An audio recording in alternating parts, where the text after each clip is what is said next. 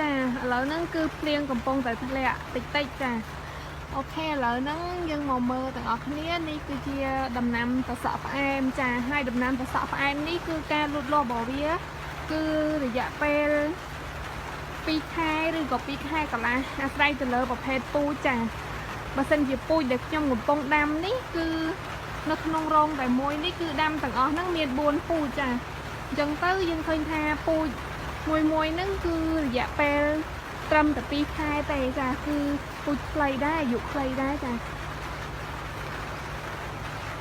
អូខេឥឡូវហ្នឹងគឺ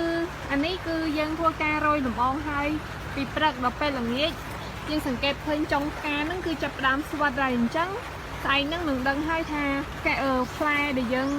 ងរោយហ្នឹងគឺជាប់ឬក៏អត់ចានេះទៅពេលដែលយើងរោយលំអងហើយគឺស្វិតបែបហ្នឹងចាបើមួយនេះវិញគឺទៅតែរយគឺផ្កាញីហ្នឹងគឺទៅតែរីកចាអូខេអានេះក៏ផ្កាញីដែរនេះផ្កាញីហ្នឹងវាមានកញ្ចុំនៅខាងក្រោយហ្នឹងបើសិនជាយើងបង្កាត់ឬក៏រយលំអងហើយវាជាប់មានន័យថាវាកាន់ក្តាប់អញ្ចឹងអាហ្នឹងវានឹងរីកធំទៅជាផ្លែចាអូខេហើយបើផ្កាឈ្មោលវិញវាមានលក្ខណៈត្រង់គឺអត់មានកញ្ចុំទេគឺខ្ញុំកំពុងតែរកការឈ្មោលឲ្យបងប្អូនទាំងអស់គ្នាស្គាល់ដោយសារបងប្អូនខ្លះក៏អត់ដែរដាំគឺគាត់អត់ស្គាល់ទេអញ្ចឹងក៏ចង់បង្ហាញបន្តិចទៅចានេះត្រង់នេះហៅថាផ្កាឈ្មោលនេះគឺអត់មានកញ្ចុំទេគឺមានតែផ្កាហើយខាងក្នុងហ្នឹងគឺមានលំអងកេសរនៅក្នុងហ្នឹងចាអូខេនេះ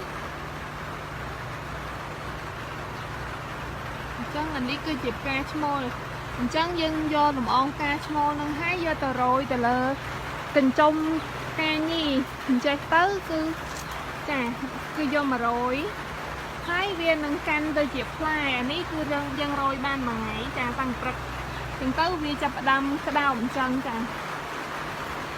អូខេបើនេះវិញបានពីយកហើយគឺបានផ្លែប៉ុណ្ណឹងនេះគឺយកទី3អញ្ចឹងគឺសង្កេតលក្ខណៈបែបនេះយើងហៅថាកាន់ផ្លែហើយដោយសារតែវាកាត់ទៅជាកញ្ចុំហើយវារីកទៅជាផ្លែចាអូខេបើនេះគឺជាក្តាប់យកទី4ហើយបើមួយនេះវិញគឺជាយកទី5ចា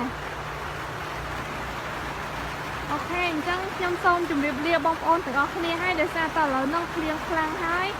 គឺប្រហែលជាអត់សូវលឺទេចា